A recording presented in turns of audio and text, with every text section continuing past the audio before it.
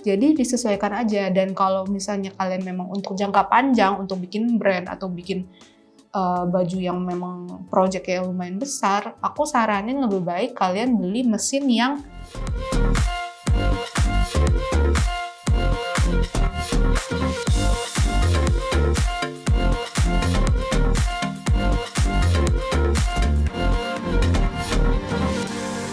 Halo keluarga Jahitmart, ketemu lagi dengan Vilen. Hari ini aku mau menjawab beberapa pertanyaan yang sering banget nih kita bingungin dan kalian tanyakan waktu pertama kali kalian mau belajar jahit.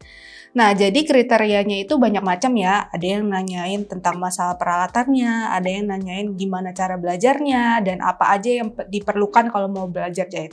Nah, kali ini aku mau jawabin satu-satu pertanyaannya. Yuk, simak terus video ini dari awal sampai akhir. Jangan lupa dukung terus aktivitasnya Jahitmart bisa melalui IG, TikTok, dan juga subscribe channel ini, komen di bawah, klik tombol notifikasi biar kita bisa terus terhubung di video-video selanjutnya. Nah, pertanyaan pertama yang sering aku dapat adalah tentang bagaimana kita memilih mesin jahit nih. Kalau pertama kali kita beli mesin jahit untuk pemula itu belinya yang kayak gimana ya? Nah, ini sering banget ada stigma di mana kalau seandainya kita pemula, kita beli mesin jahit yang biasa-biasa aja, yang speknya rendah dulu aja, nggak usah terlalu mahal, nggak usah jut-jutan gitu dibilangnya gitu kan. Tapi sebenarnya kalau kalian beli mesin jahit untuk pemula, kita harus tahu dulu mesin jahit itu ada apa aja. Terus yang kedua, tujuannya kalian belajar jahit itu apa? Nah, kalau mesin jahitnya itu ada apa aja, berarti kita bisa bagi menjadi 4 kelompok. Yang pertama adalah mesin jahit tradisional. Mesin jahit tradisional itu yang masih fisiknya besi, terus yang kita pakainya tuh masih digenjot gitu loh. Mesin jahit yang biasa nenek kita pakai itu loh gitu. Dia masih genjot. Terus ada juga mesin jahit yang udah disertai dinamo. Nah, mesin jahit dinamo ini fisiknya masih tradisional, yang singer itu, yang besi. Cuman dia udah dilengkapi sama dinamo. Jadi dia udah disetting lagi gitu pakai mesin. Jadi otomatis kalian nggak perlu genjot lagi, tinggal nginjak doang gitu. Terus yang ketiga adalah mesin jahit portable. Nah, mesin jahit portable ini udah mulai ini ya, sekarang udah mulai banyak orang yang tahu, dan biasanya orang tuh nyarinya portable memang untuk pemula. Terus yang keempat adalah mesin jahit industri atau mesin jahit high speed. Mesin jahit high speed itu dia memang industrial, jadi dia mesin jahitnya besar dan memang speednya itu memang lebih cepat dibandingkan kamu pakai mesin jahit portable dan yang lain-lain. Tapi kalau kamu beli mesin jahit industri itu biasanya kita bisa setting sih sama technician mesin jahit, minta tolong itu dilambatin, itu masih bisa gitu. Jadi kalau seandainya kalian memilih, oh aku mau langsung belajar yang industri deh, atau mungkin di rumah adanya yang industri deh, ya udah pakai itu aja. Nah, itu bisa disetting. Kalian tinggal panggil tukang jahit tukang mesin aja. Itu bisa disetting. Terus yang selanjutnya adalah kita harus memikirkan tujuannya. Ada orang yang belajar jahit, oh aku cuman buat iseng-iseng aja kok di rumah, buat permak-permak baju atau buat bikin-bikin baju-baju sederhana. Terus ada juga yang bilang, oh aku mau belajar jahit supaya nanti aku nikahan aku nggak perlu beli baju wedding, aku mau bikin sendiri buat aku gitu. Itu ada. Terus ada juga yang bilang, oh aku belajar jadi desainer, aku mau bikin clothing line sendiri, aku mau bikin brand sendiri. Nah, kalau dari kegunaan-kegunaan ini nih, tujuannya nih, ini kan masing-masing beda-beda ya. Kalau seandainya kita mau bikin baju wedding, seperti apa kebutuhannya. Kalau bikin baju rumahan, seperti apa kebutuhannya. Jadi disesuaikan aja. Dan kalau misalnya kalian memang untuk jangka panjang, untuk bikin brand atau bikin baju yang memang project-nya lumayan besar, aku saranin lebih baik kalian beli mesin yang spesifikasi dan fiturnya itu nggak terlalu rendah. Dalam artian pola jahitannya nggak terlalu sedikit. Terus juga untuk bodinya dan segala macam itu jangan cari yang cuman plastik gitu doang, tapi kalian cari yang doff. Nah, itu biasanya dia lebih tahan lama. Jadi kita cari yang spesifikasi dan fiturnya melengkapi kita untuk bertahun-tahun ke depan. Itu. Terus pertanyaan yang kedua. Pertanyaan yang kedua adalah kalau seandainya mau belajar jahit harus sekolah atau bisa otodidak. Nah, kalau kita mau belajar jahit itu sebenarnya banyak cara ya. Ada yang bisa melalui sekolah, kursus, kuliah, ada juga yang otodidak. Hah, otodidak bisa? Bisa banget pakai otodidak. Karena sekarang kan internet udah canggih ya.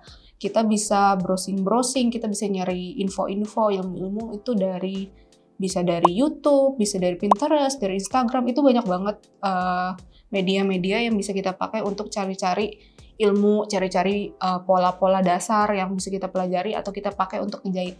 Nah, kalau seandainya kalian mau sekolah, itu sekolah banyak macam. Jadi kalau buat kalian yang misalnya kalian masih SMP nih, mau belajar, udah kebayang nih misalnya aku mau belajarnya yang art, pinginnya jahit, pinginnya jadi desainer, nah kalian bisa ambil SMK, sekolah kejuruan. Nah, sekolah kejuruan itu di Jakarta, beberapa yang aku tahu ada SMK Santa Maria, itu swasta, SMKN 27 itu negeri ya. Mereka ada program yang namanya Tata Busana, jurusannya Tata Busana.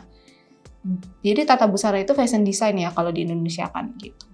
Terus kalau seandainya kalian mau take course juga bisa. Take course-nya itu kalian tergantung kalian mau ambil programnya yang kayak gimana. Jadi ada beberapa lembaga kursus yang singkat banget, itu juga ada yang cuma 3 bulan, 4 bulan, ada yang 1 tahun, ada yang 1,5 tahun, 2 tahun, itu juga ada. Jadi course-nya ini apa yang membedakan dari course yang 3 bulan, 4 bulan sama yang setahun, 2 tahun itu? Sebenarnya kalau yang 3 bulan, 4 bulan itu mereka belajarnya spesifik gitu, cuman satu ini doang. Jadi kalau menjahit itu kan ada yang namanya kita belajar pola, kita belajar ilustrasi, kita belajar menjahit gitu ya. Nah, kalau misalnya kita ambil yang 3 bulan doang, bisa jadi kalian ambilnya cuman course yang untuk menjahit misalnya. Atau mungkin kalian ambil paket untuk belajar pola atau ilustrasi.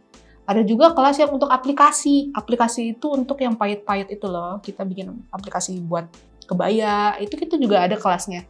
Jadi itu 3 bulan khusus untuk itu aja. Kalau seandainya kalian ambil course yang 1 tahun, 1,5 tahun sampai 2 tahun, itu otomatis kalian belajarnya akan lebih banyak. Bisa jadi kalian bikin desain dulu, terus habis itu bikin pola, terus baru menjahit. Jadi memang belajarnya itu satu project. Jadi panjang gitu.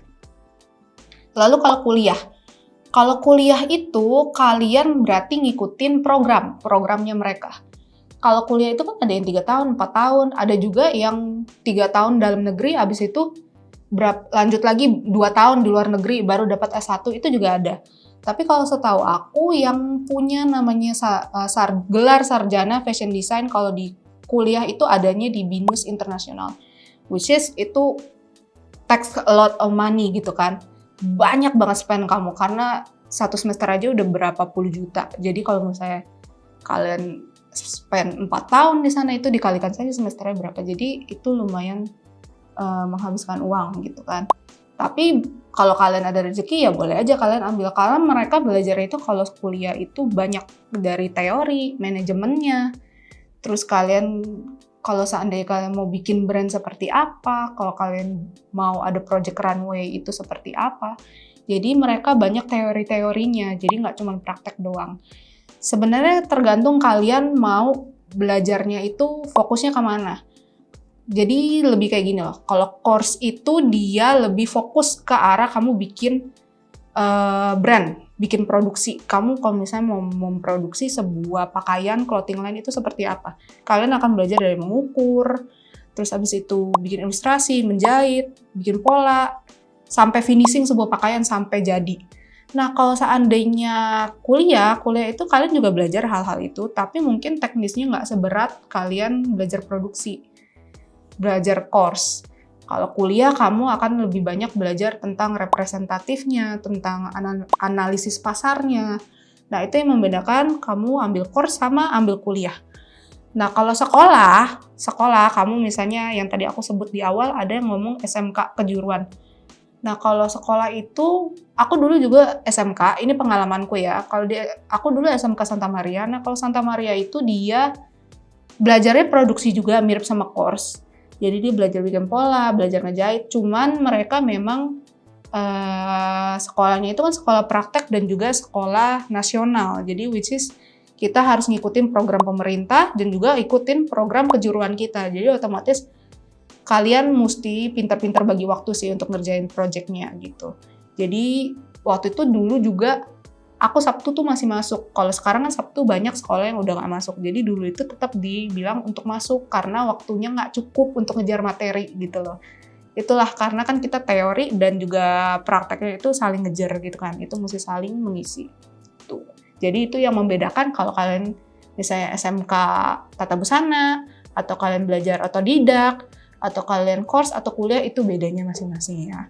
Tapi sebenarnya semuanya sama-sama melengkapi tergantung fokus kalian mau kemana gitu.